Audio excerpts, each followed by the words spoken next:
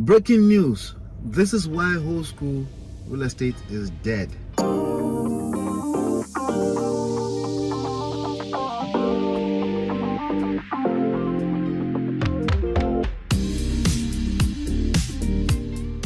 What's going on? This is Ola coming to you live from my myEmpirePRO studios on the road. I'm still in Dallas, Texas, my place of birth.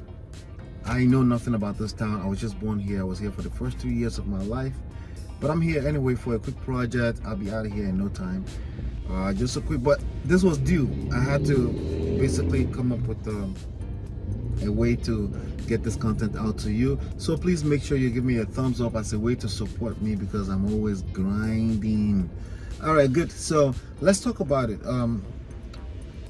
Whole school real estate wholesaling is dead. And I recorded a video, I don't know, maybe 3-4 years ago about this. Right here, it should be on this channel. I have over 1,000 videos on this channel, so make sure you're subscribed. Make sure that you're tapping in to every single one of those videos. Every single one of them are gems. Every single one is a gem. That's the correct way. With my grammar error every time. But anyway, that's not why we're here. We're not here to learn English language, right?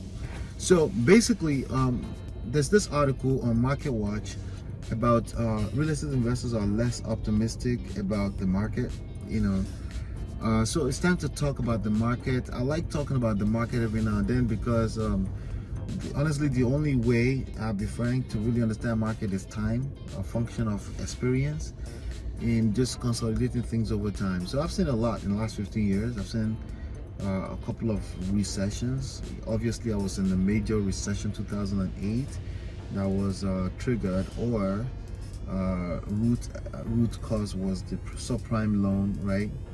So I've seen quite a few repeated patterns, right? So what is going on right now with the rising cost of homes, right?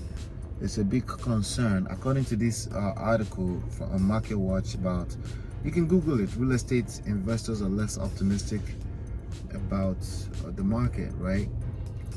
Is basically the same reason why somebody on Wall Street would be worried. Volatility, like an average investor, right? Or even Main Street, right? They'll be worried. An average investor is not, volatility is not the friend of an average investor, because the idea is you want your money to kind of grow steadily over time. But unfortunately, when you have what is going on right now across the United States and pricing and stuff like that, you have pricing jumping. You would think that the investor should be happy that they can pick up a deal and sell at a very high price, right? You would think that, but that's not how it works. There's the fact that in a very short period of time prices are jumping creates an unstable environment, okay? Because remember, they have to buy before they can sell. The idea here, let me do a quick refresher, right, is that we buy low, we sell high. We're talking about wholesaling real estate, which is the heart and the science of finding deeply discounted properties and then locking it on under contract at a lower price, predetermined lower price than the fair market value or after repair value, and then assigning the right to purchase in the contract to an end buyer, a cash investor, somebody who can actually buy it. Then you charge them a little assignment fee, $10,000, $20,000, as much as up to $82,000, which is my highest in my time in this business, right? I'm still trying to beat that, but I also appreciate consistent business more than any one windfall.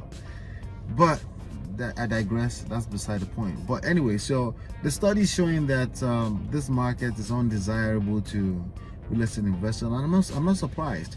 But for some of you that may be new in the business, which by the way, you should download the book Smart Real Estate Wholesaling for free and read it 10 to 15 times.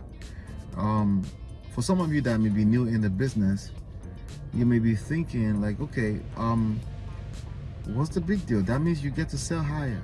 But you're forgetting that they also have to buy higher if prices are jumping out, and especially if they're all over the place. That volatility is not desirable because you cannot set systems up around that. It's the same problem that people that live in a third world country. So for example, my heritage, my home country is Nigeria. The currency creates trouble because if you're doing international business and yesterday the currency was 300 naira per dollar, and now today is 500 naira per dollar, you may say, hey, but you should be happy, that means you get more. Really? Doesn't that depend on what size of the business I am on presently? What if I'm in between transition and I'm in the middle of conducting a business and we already set a price? So I'm talking forex exchange prices right now. It's the same thing in real estate. You don't want the market to be up and down so fast like that. It's hard to set a goal and accomplish a goal that way, because you may end up in a cycle where you're speculating that, hey, this house was $500,000. I was just here in Frisco. It's a neighborhood here in Dallas, Texas. I was looking at a piece of property.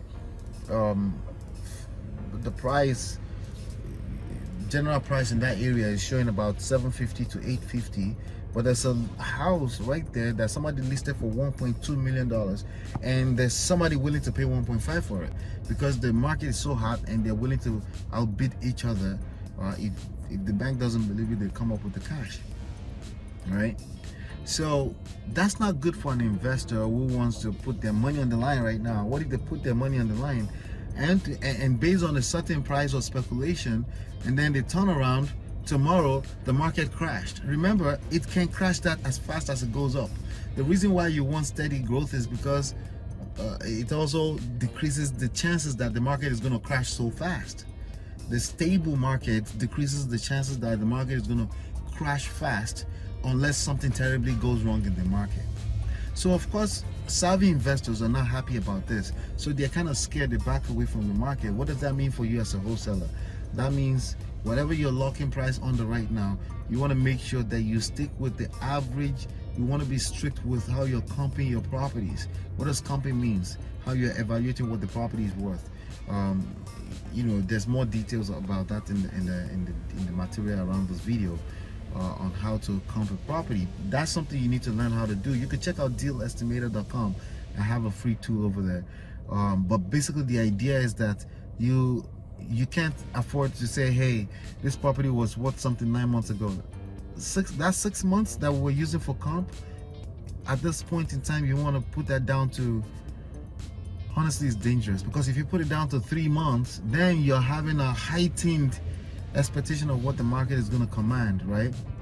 So you want to play around with 3 months, 6 months, 9 months and see what the value is saying, so you can make a well-informed decision, because you may just end up speculating even though you're doing things the right way, the way I taught you.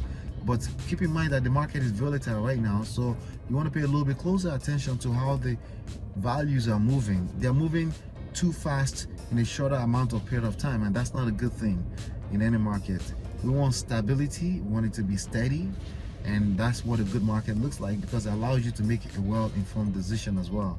Anything that happens so fast, it can be good, but it can also be very bad. Just look at people that are betting on crypto in short-term period. They're losing money left and right. But if you understand the long-term game, you can play the long game, then you'll be fine. But it's hard to kind of play a long game when the market is too volatile, right? And that's basically why I think old school real estate is dead. In this time period right now, what are you doing? Do you have other source of income? Do you have other ways that you can make money with or without closing deals? If you don't have that, I already shared some of that information on this channel. Just go through the links around this video. You may want to go check out a free masterclass that I have at 30K monthly income formula, 30kmonthlyincomeformula.com. So you can supplement your income. You don't want to be dependent on wholesaling right now, or at any point in time. Okay, I'll see you on the very top. Make sure you give it a thumbs up. Peace.